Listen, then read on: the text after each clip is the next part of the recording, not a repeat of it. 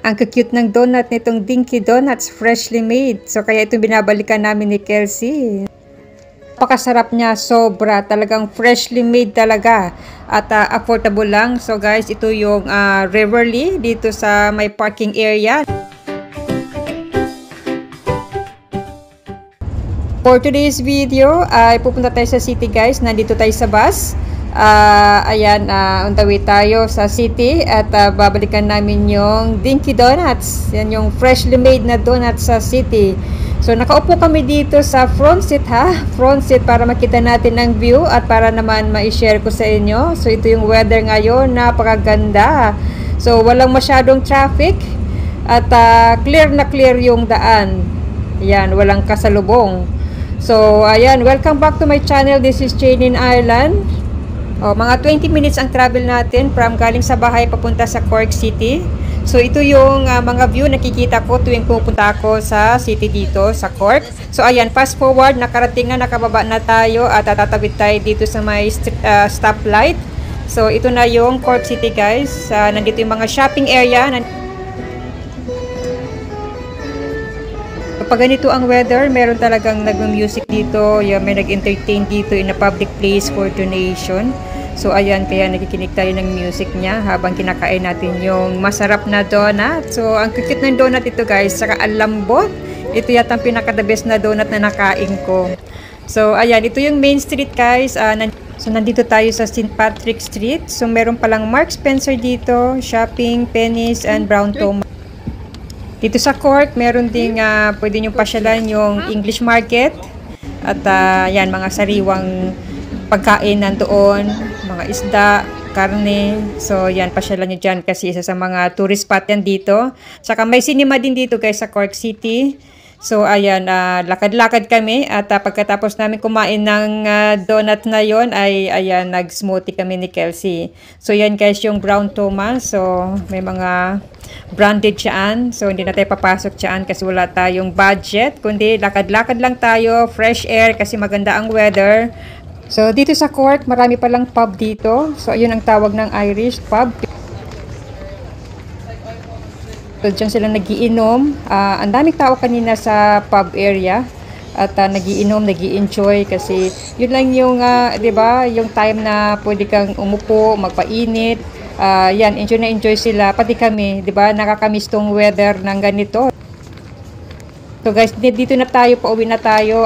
Ito yung post office sa right side. Yan, post office yan dyan. At ito pizza area to dito. So ayan, naglalakad tayo, papunta tayo doon sa may parking area kasi si daddy naghihintay na sa amin. So around 6 o'clock maliwanag pa at ganitong pag summer na guys. So start na ng summer ngayon, month of May. Kaya pag June, July, mga 10 o'clock ng gabi ay maliwanag pa. So masarap dito pag summer. Kasi ang weather hindi siya kainitan, medyo mahangin-hangin. Yan, 'di ba? Kumusta diyan sa Pilipinas? Comment down below nga ano ng weather natin dyan. Balita ko ay napakainit. So ingat na lang kayo dyan mga kababayan at baka ma-heat wave ba kasi sa sobrang init at nakakatakot at palagi kayong nasa loob ng bahay. Lalabas lang kayo ng umaga, wag na sa tanghali. Pag sa tanghali sa bahay na. Pero dito guys sa Ireland, ganitong weather, malamig pa at hindi siya gaano kainitan. Hindi namin kailangan dito ang payong. At pag once na magpayong ka, nako. So tumitingin sila dito guys pag nakapayong, lalo na may mga Pilipina na pag yung medyo mainit, nagpapayong. Tumitingin sila at minsan nag-ano sila, yung pipipipan ka talaga, parang ibig sabihin, paulanin mo ba? Parang ganun ang pagkaintindi ko kasi ayaw nila nang magpayong ka. Kasi yung payong dito, ginagamit lang pag ulan. So, hindi sa init. Kasi nga, mainit lang dito pag summer. Kasi pag winter, hindi mo ito makikita. Talagang ulan na ulan. Madilim siya. Mga 5 o'clock, 4 o'clock, tumidilim na. Kaya, ayun guys, share ko lang sa inyo. So, nandito na si daddy nakapark. So, ayan na. At, dito na patiently waiting sa amin. So, ito pala guys, yung Holy Trinity Church. Dito malapit sa may Riverly. So, napakagandang church yan, oh. Ayan. Na napaka-antique na church na yan at may history yan guys. So ayan, napaka-tahimik ng Riverly. Parang kalma na kalma lang siya, oh. Tsaka makikita mo sa kabila yung colorful na building. So, ganyan yung Ireland, guys. So, yan lang po. Salamat sa panonood. Thanks for watching, everyone. And see you next time. Goodbye. Take care, everyone. So, ayan, nagpapainit ako para naman magkaroon tayo ng vitamin sa buto.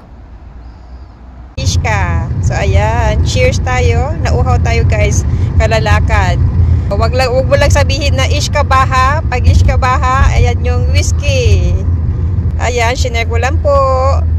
Share lang. 6 bell.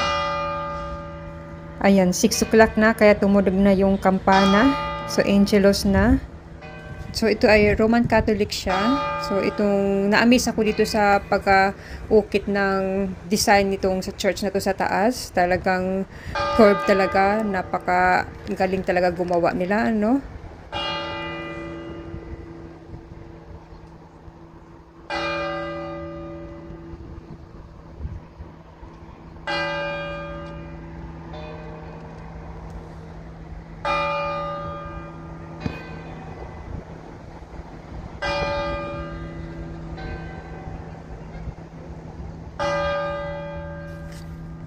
So, tuwing pumupunta dito si Daddy sa city, dito siya nagpa-park at siya nga pala guys, share ko sa inyo, ang parking dyan ay €2 at bibili lang kayo ng parking list.